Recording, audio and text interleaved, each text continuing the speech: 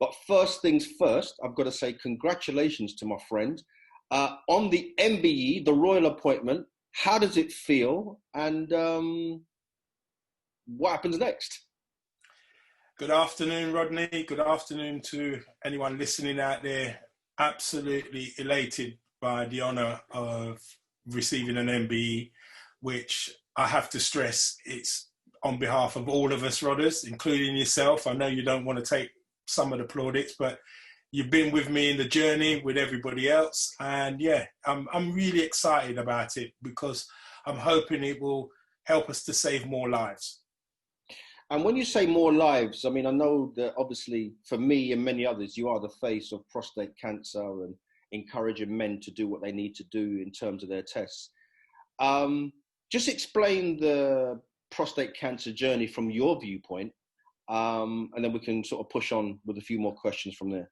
Well, you know, for those who don't know, I had, in my journey with prostate cancer started at the end of 2010 when, you know, my wife Sharon, which you know very well, she was complaining about my snoring, and I said, "Listen, love, if it's causing you that much problem, you make the appointment with the doctor and I'll go." Well, as you know, as a man, the minute you tell a woman to do something, you know she's going to do it, and I'm glad that she done it, to be honest, because she made the appointment, went to the doctor, sat in the reception room, picked up a leaflet from Prostate Cancer UK, read the leaflet, and I thought, oh, you know what? Let me go and make an appointment to come back and do this test. I got to the reception. The lady said, "Mr. McKellar, you don't need to make an appointment. This is a simple blood test. Takes less than 10 minutes." Right? Well, little did I know that that was going to change the rest of my life. You know, I had the blood test, didn't think any more about it, got home in the evening. You know, the wife was cooking dinner at the time. I just said to her, while I was waiting to see the doctor about the snoring, I did a test for prostate cancer. Well, she immediately stopped cooking and she looked at me and she said, "Well, what's that got to do with your snoring?" And to push the story on, luckily I got my dinner that night anyway, so it wasn't too much of a problem. A week after that first blood test, I get a phone call, could I come and do another blood test? That was immediately followed by another phone call. The doctors had booked me in to have a biopsy. After that biopsy, a week after that biopsy, I was called in to do a scan. And then a week after that scan, they called me and Sharon in, and we sat down. The doctor looked at me and he said, "Mr. McKellar, your prostate is covered in cancer."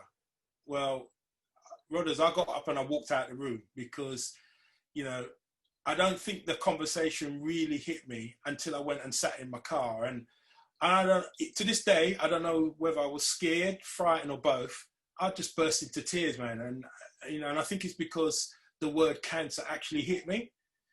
You know, and this is why I always push on and emphasize the strength of the women in our lives, because, you know, my wife came in, she sat in the car and she looked at me and she said, "Listen," she said, "all the years I've been with you, I've never seen you quit on anything that you've ever done." And I had to stop crying. And I looked at her and I thought, is she having a go at me, or is this her way of motivating me? And luckily I took the second option, that this is her way of motivating me. And I said, okay, right. We got up and we went back in and we sat down in front of the doctor. And I said, "Doctor, what do I need to do to deal with this problem?"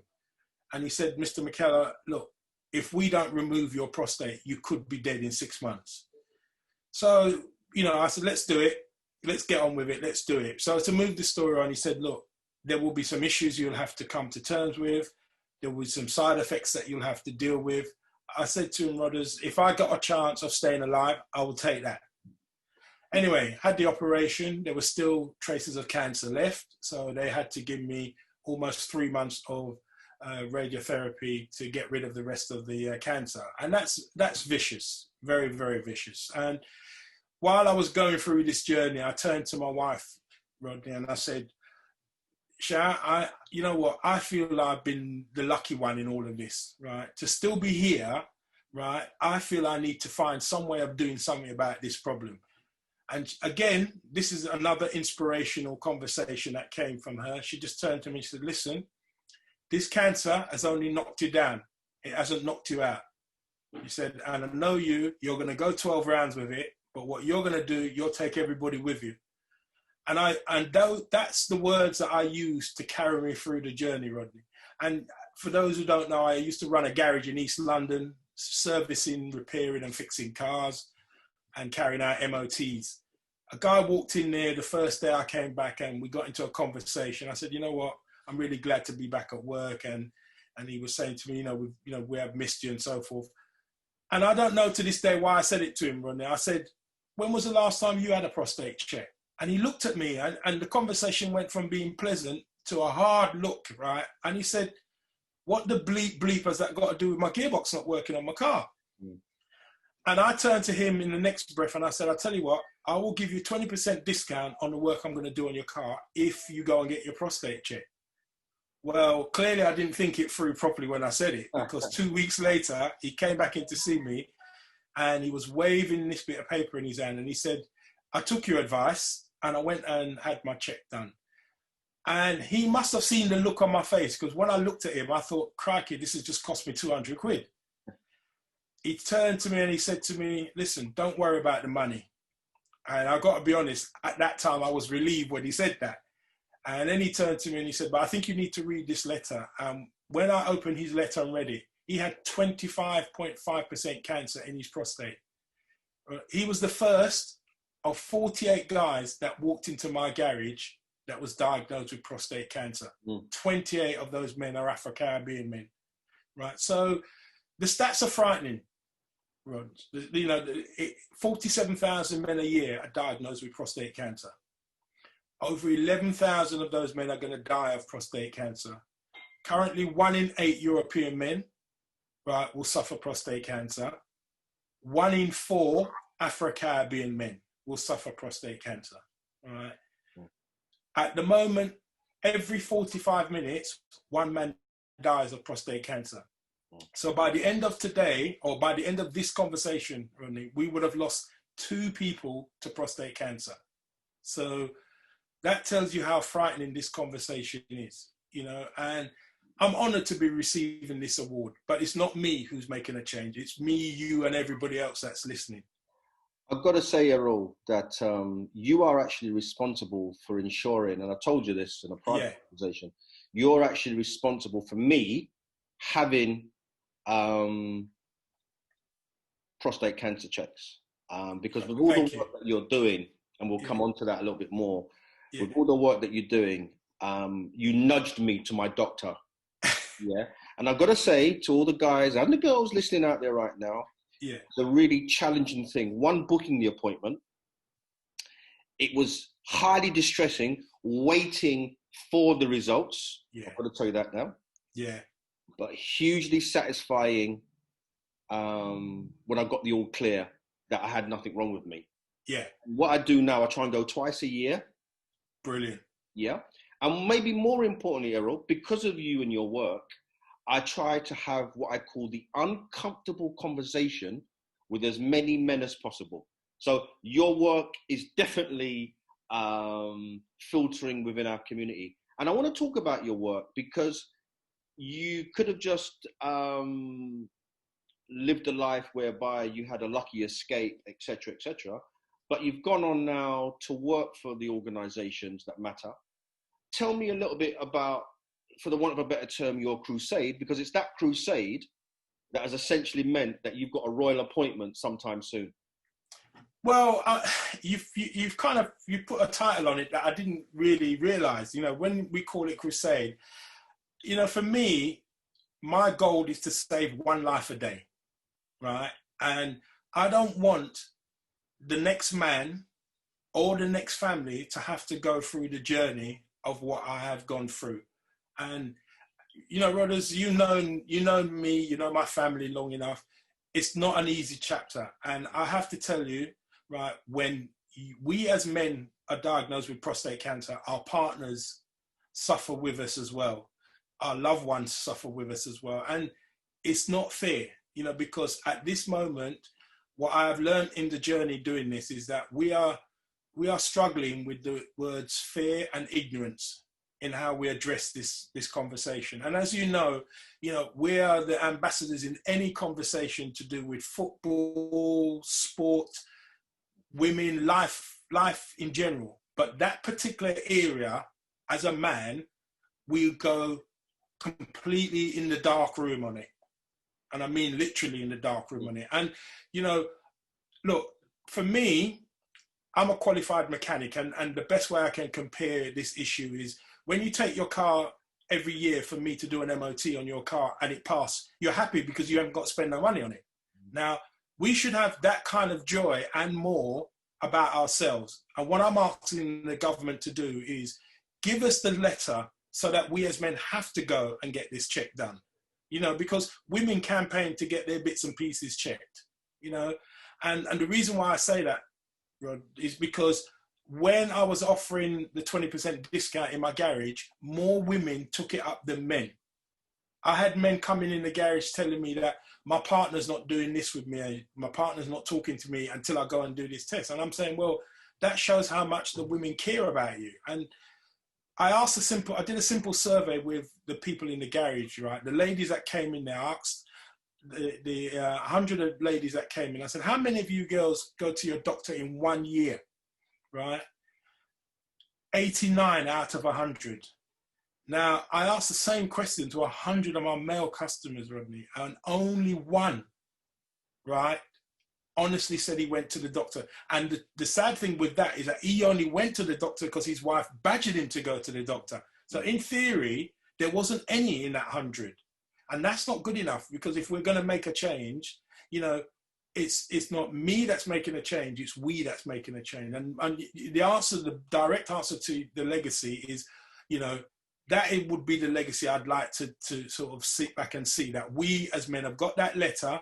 You know, it's illegal to drive your car without tax, MOT and insurance, yet me and you can walk around with nearly 100% cancer and no one cares. That doesn't work for me.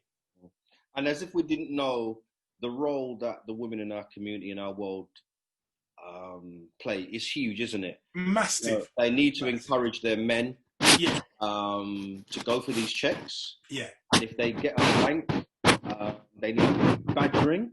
Yeah. And badgering. I know you're a good lady for many, many decades, so I know that you had no option. Exactly. But you know, isn't it a bless at the end? Yes. You know, you know what, Rodney? I have to say, you know, I am very honoured to be married to the woman I'm married to, because I would not be here having this conversation, right? You know, because listen, we tell them every day that we love them, but trust me, right? I am very blessed to have the woman that I have standing beside me, because you know what? She, as part of, we have a charity, and what she has done now is created what they call the carer side of it, right? Because when a man has a prostate issue, he can't deal with this by himself. His wife, his family, they're all supporting, because you listen, there's times when you're down, and I mean really, really down. It's not been an easy 10 years, Rodney. And you know what? When I always relate to people with their help, but you know, I have to make a special mention to my wife Sharon, because she was, you know, when they told me, to be honest, right, the words that she said to me is what carries me through every day. As she said, you know. Well, I know you're a good lady, as I said, so I know that. Listen, you've got a real soldier there. Yes. Now, I know that you're always trying to develop and move forward, and the next thing I want to talk about is the foundation. Yes. The Errol McKellar Foundation, yeah? The Errol McKellar Foundation. Tell me some of the thinking about that. What can we expect? Because I know that you're a man that, if I don't hear from you for a little while, which I hadn't heard from you, I know that you're going to come back having done some really great work. Do share. Right. What we're planning to do is not just to increase awareness in this country, but we want to take it abroad. We want to, you know, we've been approached by governments from the Caribbean and governments from Africa, and they have looked at what we are doing here. And as I said, because they listen to you, they listen to me, and they listen to everybody who's listening to me and you in this conversation. And they are interested in us bringing these projects of what we're doing to raise the awareness to these places, because we're talking about how high prostate cancer is in England as a 1 in 4. In the Caribbean and in Africa, it's 1 in 2 / 1 in 3, right? And they don't have what we've got, right here to deal with it. What we as a foundation want to do, we would like to go into these countries, put mobile testing vehicles into these countries. That's what we want to do. That's our goal and our mission. And the governments that we've spoken to are happy to do this. We now have to carry it forward. So it's a big challenge, but that is what we want to do as the Errol McKellar Foundation. Fantastic. Listen, we could chat for hours because it's always great to catch up with you. Yeah. Please keep The Voice. Yes. And our owners, Jamaica National, organisations that you're very familiar with. Yeah. In the loop. Yeah. Because I mean, I think that, you know, the work that you do in the UK, the stuff that you're looking to do elsewhere needs, you know, us to help you with that. So, you know that you've got our support forever and ever. Well, listen, I'm proud to tell everybody that, you know, we have already nominated you as our ambassador for the charity, right? More for your good looks than everything else that comes with the package, right? And we needed to have some brains in the team anyway. And Sharon, my wife, said to me, look, you know, I know how clever Rodney is, right? And he will get things done. Whereas with you, if it's not a football match, then you're kind of out of your comfort zone. So proud to have The Voice involved, and Jamaica National, big supporters. So I'm very proud of them. So this honour is bestowed on them as well. So let me just wrap up with the MBE, which is obviously one of the reasons that we got together to have a conversation. Yeah. When did you get the letter? What was your reaction?